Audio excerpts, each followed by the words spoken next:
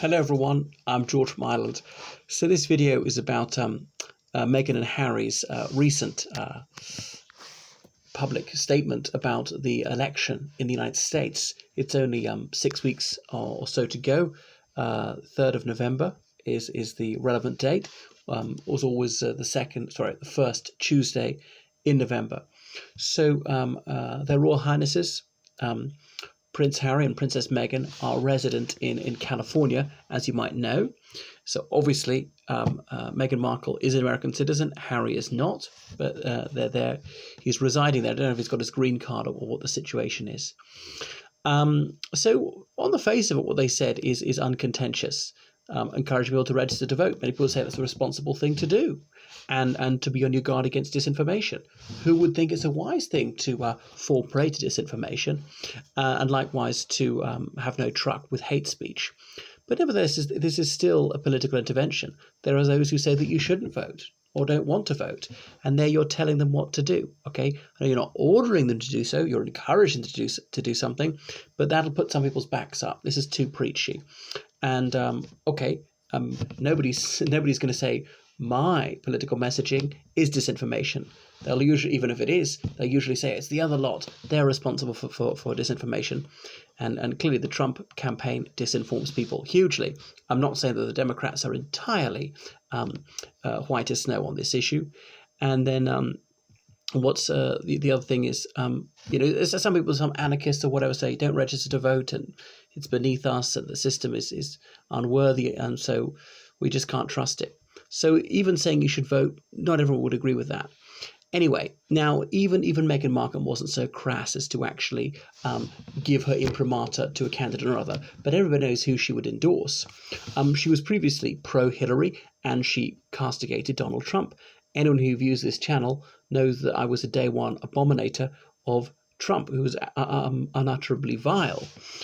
So I'm with her on that one, but she hasn't actually said this since she married the British royal family. She's kept stum on that at least. She's not openly expressed support for any political candidate or indeed oppose one. But everyone knows she's impliedly giving her backing to Joe Biden. And I certainly heartily concur with her on that one. There's no reason to think that she's changed her views from 4 years ago. She's an avowed feminist, and Democrats embrace feminism. Republicans don't. I mean, I know Trump says he's going to appoint a woman to the Supreme Court now, but really the rest of the feminist agenda he's not on board with. I think that's fair to say. So some Republicans are even openly anti-feminist. They're soi-disant anti-feminists indeed. So it's indubitable that MM is voting Democrat. Nothing wrong with that. Voting Republican, well, certainly not to my taste. Is there something wrong with it? Well, I think there is a bit, actually. And I know some people say voting for the Democrats is rebarbative. There are obviously minor parties in the United States, the Libertarians, the Reform Party, the Green Party, and so forth. But Meghan Markle and Prince Harry, asking people to vote is still wrong if you're in the British royal family, right? Taking a side on a contentious issue like feminism is deeply inappropriate. It's just unbecoming for members of the British royal family to even implicitly take one side or the other, because remember, they are still part of the British royal family. They step back as senior members of the royal family. They didn't leave the royal family altogether. They have the HRH handle. They've agreed not to use it.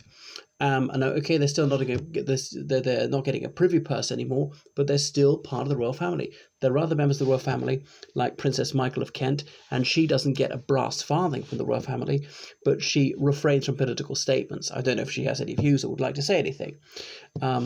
And even those who don't get any money, like Peter Phillips and so on, Azara Phillips, who's just a commoner, but the Queen's grandson and granddaughter, they never make any political interventions. So it's really unseemly for these two to say anything. Because remember, Prince Harry, he's still fifth in line to the throne. It would just take one car crash for him to be king. So it's not unthinkable that he will inherit. And car crashes have happened in the royal family, as we know. So anyway, there are statements that are issued by members of the House of Windsor, but these are vetted. They're approved by the UK government, Her Britannic Majesty's government. They write these speeches for them. They'll find safe topics for them to embrace, like conservation. Even that's a little bit contentious. Maybe they shouldn't. But honestly, I don't know anyone who wants like black rhinos to be made extinct, and that's kind of Prince William's favorite thing, or pandas for Prince Philip or whatever.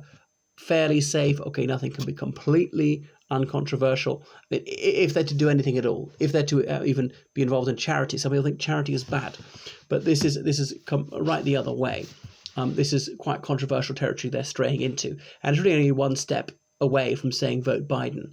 And even though I actually see eye to eye with her on this one, they shouldn't do it. Remember, I mean, obviously Harry's not an American. Now, I'm not either, and I've voiced my views on American politics, but because he's so prominent, that'll play out very badly with people. Please, if you're an American, you might take exception to me opining about the politics of your country. I shan't stay in my line, and I invite you to mouth off about the politics of the British Isles.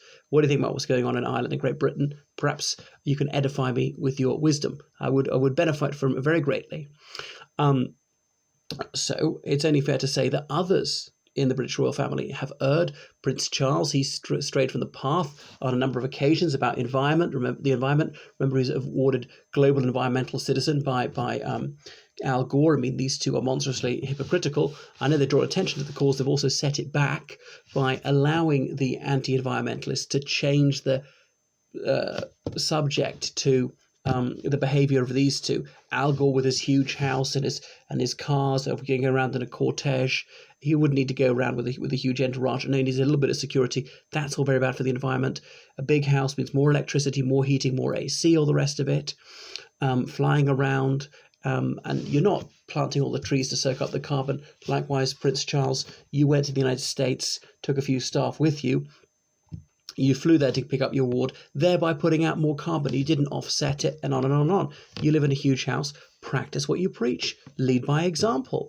And having several houses, it's nauseating, because that detracts from the substance of what they're saying, because the gravamen of his case is valid. Yes, climate change is happening. Yes, it is anthropogenic to a large degree, and it's certainly having a deleterious effect on the planet and upon the health of our species. Because it's so serious, just because individuals are bad doesn't mean that polluting is good. Okay, and I pollute too. I fly around a lot, and I shouldn't. And the only way to stop me doing it is to price me out of it, because my contribution will be infinitesimally small. But as Greta Thunberg said, nobody's too small to make a difference. So even though I know it's bad, I do it anyway, all right? I plead with others, and governments have got to take action. You just can't leave it up to goodwill and expecting people to be so altruistic. You've got to hit them where it hurts in the wallet. Okay, other members of the House of Windsor, they've done the wrong thing. Her Britannic Majesty asking people to think carefully on the Scots referendum, and many people thought that was nudging people towards voting for the Union. And David Cameron, in his memoirs, he revealed that he asked her to do so, to raise her eyebrow a quarter of an inch, and it's still unacceptable. I mean, even though I'm very much for the side that she spoke out for, it's really not on. Just because you've got to ask yourself, how would you feel if it were the other way around? What sauce for the goose must be sauce for the gander. If she'd made an intervention which should try to push people towards the separatist side, that would have horrified me. So it can't be allowed, even though it's beneficial to the side that I throw my hat in with. Well, the Good Friday Agreement, a statement released in her name, urging people to vote for the agreement, which is shocking, even though I'm actually in favour of the agreement. Now, as we know, the agreement passed quite handily. They weren't sure it was going to pass. It's probably going to pass. It wouldn't have passed by maybe quite so much had it not been for that. And the Reverend Ian Paisley, an ardent royalist, said she was becoming a parrot. A speech just written for her by the Blair administration. So royals should stay stum, and these two, I wish they would keep their loud mouths shut and stop being so wincingly woke. They're being partisan. So Harry not being a British citizen, that will put the back up for many Americans. It might even backfire for the side they want to help. Now, they do have the legal right to speak out, but they don't have the moral right. Privilege comes at a cost. And it's a bit like noblesse oblige. In this case, they're obliged to put a sock in it. And if they really want to be able to mouth off like a private citizen, then become one and just give up that royal title. They'll still benefit from having been former royals. They'll still be regarded, probably called by prince and princess by the man on the street and the media. I mean, ex-King Constantine of Greece, who bears in mind the ex? They still, they've got this media attention. They'll still be able to command six-figure fees at least for public appearances. So anyway, I'm horrified by the behaviour of these two.